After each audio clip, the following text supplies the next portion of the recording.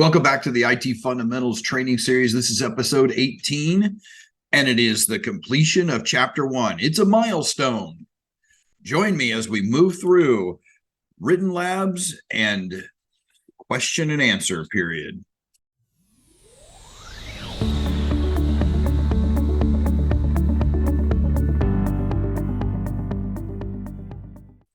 Welcome back to IT Fundamentals Training. This is Chapter 1. Episode 18, it is wrapping up Chapter 1. It's a milestone. You have finished Chapter 1. Now, some of the other chapters we're going to go through much quicker. We're not going to spend so much time on each segment, but I wanted to do this a little bit more slowly in Chapter 1 so you can get a rhythm going, so that you can get some understanding of how the book is and the various aspects of potentially taking the exam.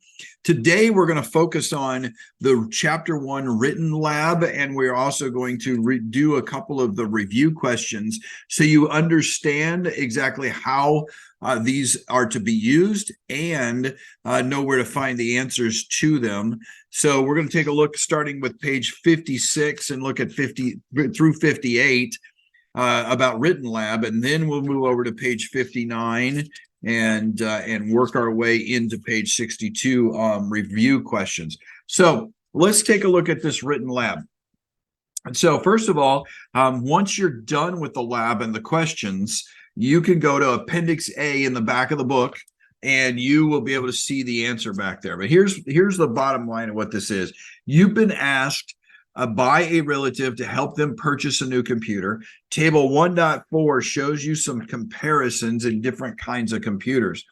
Now, it's absolutely important when you're responding as a consultant to someone with a question like this.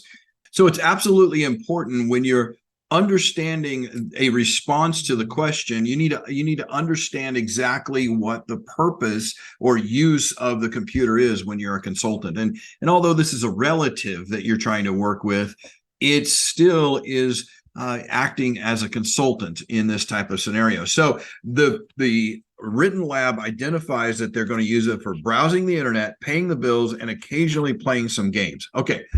Let's take the occasionally playing the game side of things. So we're not using this for high-powered game type things. So a huge GPU added with a brand new PCI card for graphics is not essential in this computer. So keep that in mind.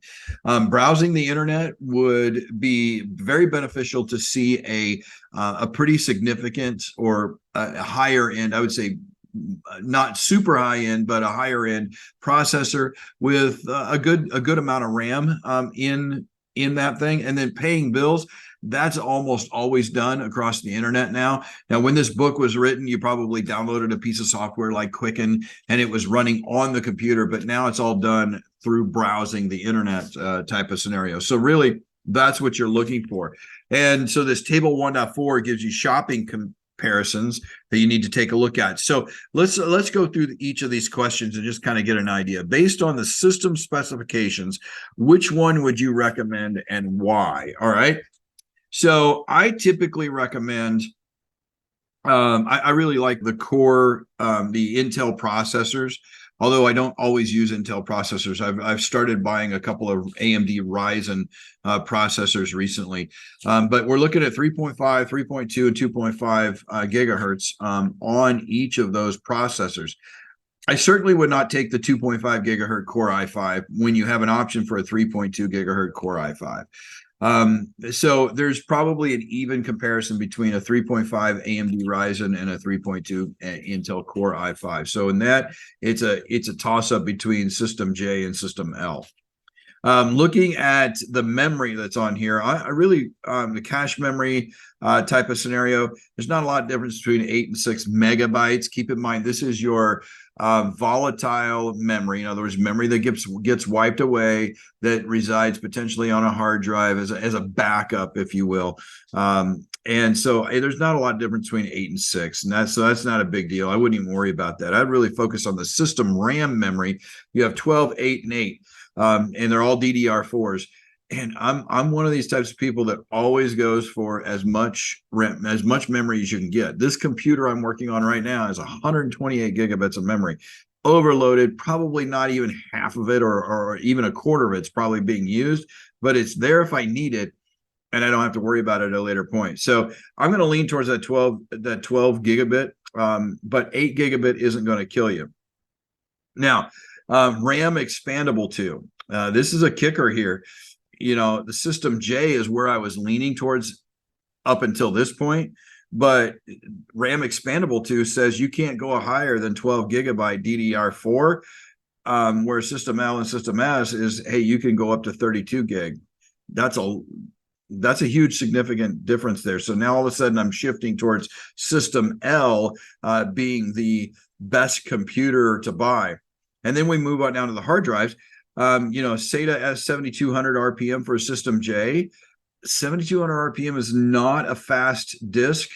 5400 is the least. 10,000 is where I would land most of the time. But System L as an SSD card or an SSD drive, which means it's going to be faster based on that. So again, we're landing on that.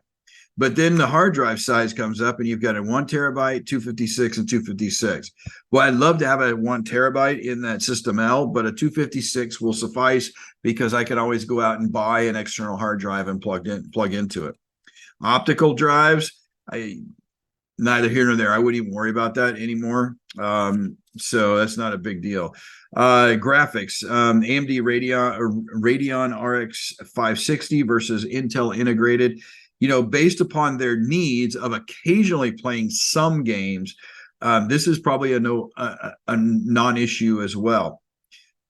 Whenever it becomes an issue, they could put a PCI slot in there. So we'll look at potential expansion slots. Video memory is 2 gig dedicated versus shared and shared. Again, this is something where you would deal with primarily if you were watching YouTube videos or if you were doing anything more than occasional playing of some games, but the shared video memory should be fine in there. Sound cards. The system that I'm focusing on, the System L, only has a 5.1 channel integrated versus 7.1 channel. But again, the requirements here are not for you to record, musical instruments. So the 5.1 should be fine. A network card. System L doesn't have a wireless card in it, whereas the other two systems do. So here again, that is a huge issue with the System L. But hey, looking at expansion slots here, there are 2 PCI expansion slots for System L, so I could go buy a wireless card and put in there if I need to, if I don't have the capability of going wired. But keep in mind that when you're doing wired connections, you're always going to get full speed. You're going to get the higher capacity because wireless is, because it's wireless, it is bound to a lesser capacity. Even if your internet connection, for example, is 100 gig connection, your wireless is not going to give you 100 gig, but your wired LAN card will give you that 100 gig. So on that network card, the wireless piece really becomes an option, especially on a desktop or tower type system. The wired LAN scenario is best. USB ports, USB 2.0 and USB 3.1 has eight ports for System L. I'll tell you what, the System J, that USB 2.0 is a problem. That 3.0 or 3.1 is really what's needed these days for high-speed transfer, especially if you're going to go plug in an SSD, a USB disk type of thing. Other ports that are available, VGI and DVI. So it looks like you can do digital video or use the older scenarios. Again, still leaning towards System L here. A media card reader. Again, that's something you can go buy externally. It's disappointing that System L isn't in there. It doesn't have one, but that's not a killer. Operating system, Windows 10, Windows 7 Professional, or Windows 10. I would buy Windows 7 Professional any day over Windows 10, because talking about Windows 10 is talking about just Windows 10 Home Edition. Professional has a lot more capabilities with it, and you can always, as soon as you plug it in, it's going to want to automatically upgrade you to 10 anyway. So I don't think that that's going to be an issue. That Windows 7 Professional is actually going to save you probably close to $150 of having to buy another copy of Windows 10. All right. So I'm landing towards System L, but let's go take a look at Appendix A and see what they say about the systems that need to be bought. So the answer is based on the system specifications. Remember, so I walked you through that. You have to look at system specifications and the use that's necessary. System J is probably the best fit. So in my opinion, not the case, but that's what they're saying. Although you probably can't go wrong with any of them. The large hard drive on System J, which seems to be where they're identifying System J is the issue. It will give it the edge if the user needs a lot of storage space for photos and videos.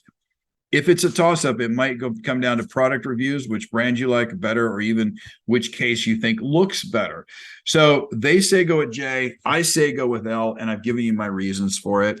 But as they say, it could even come down to the way it looks. So I walked you through how I would evaluate this scenario. You should evaluate it similarly and tell me if you disagree. And here's the deal. This is your homework. You tell me if you disagree and you tell me why. Send me an email. You've got my email sitting here right next to me, mhaupt@commonsensesecurity.net. Take a look at these specs. And if you disagree, tell me. If you agree with me, maybe I missed something and you agree with my overall recommendation, but tell me what I missed. All right, question 2, what specifications made you choose the others? There we go. We've already answered that. Question 3, if you were looking for a computer for someone who played a lot of online action games, would you change your recommendation and why?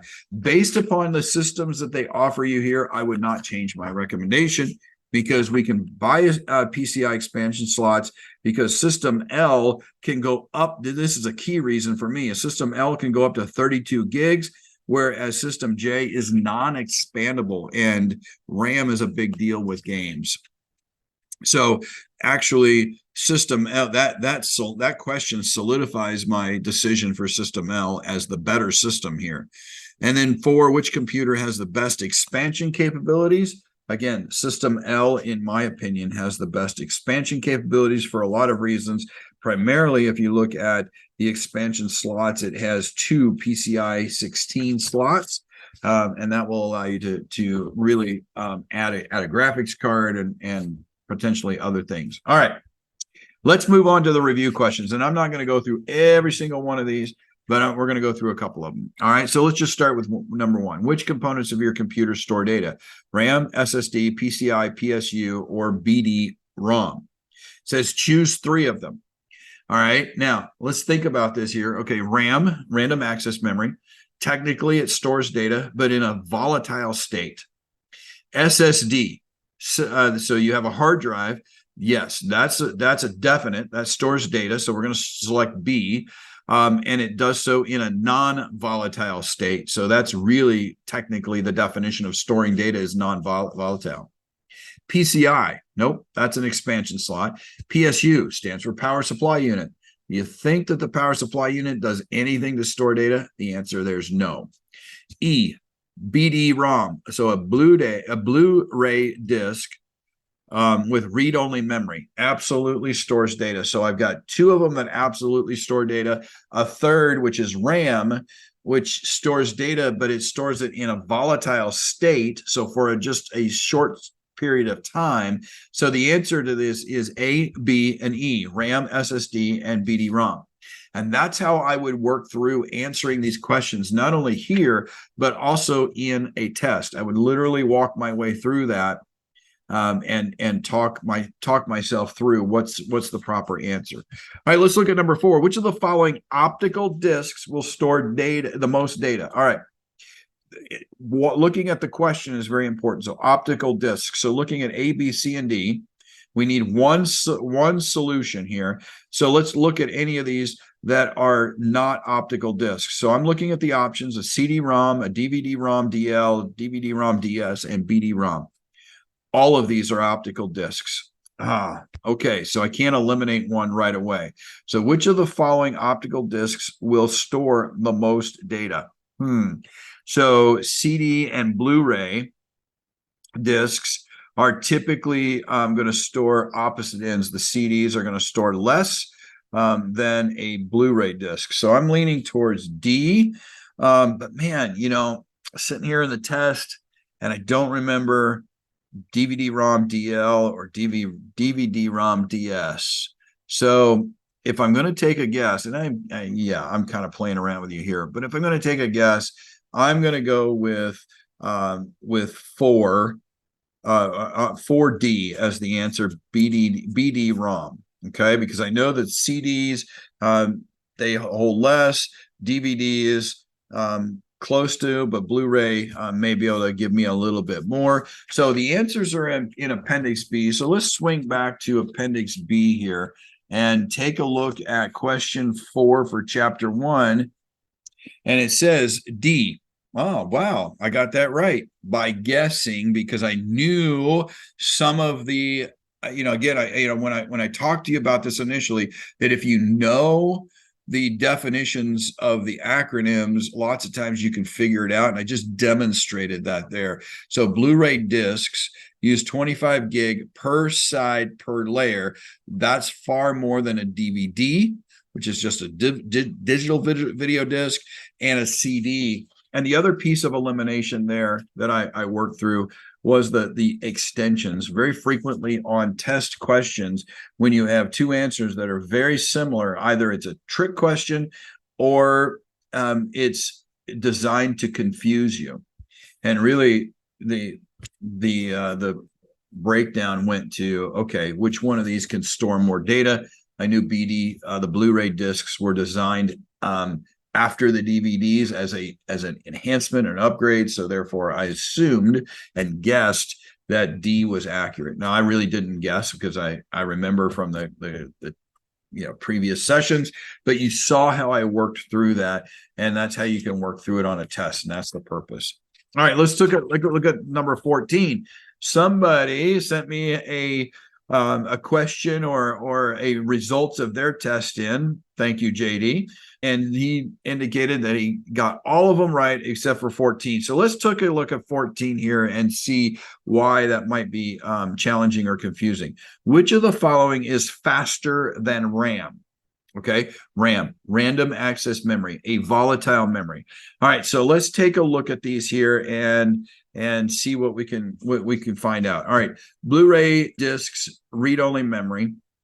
So it's an optical disc. That means you have to write to it and you have to access it with the optical scenario, which means it wouldn't be terribly fast. It wouldn't be any faster, or I'm certain it wouldn't be faster than a quick action SSD type of solution or another form of volatile memory.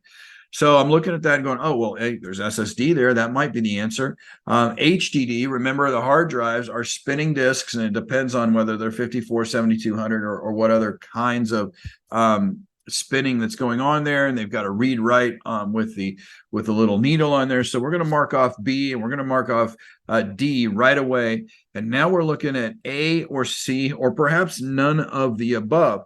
Now, RAM and SSD basically use the same chipset. So then it's a memory chip that's placed either on the motherboard or on the RAM socket or whatever. So, since those two are about the same, maybe that's faster than RAM. And then cache. Cache is something that, again, is typically on a hard drive, and it doesn't specify whether it's on an HDD or an SSD. But again, it's one of those deals where, what's going on there? Well, now you have to really start looking at, well, is it none of the above? I don't believe it's none of the above, because RAM and SSD are pretty much equal. So that eliminates, so you can see I'm following through the elimination process, and I was a little sketchy about cache.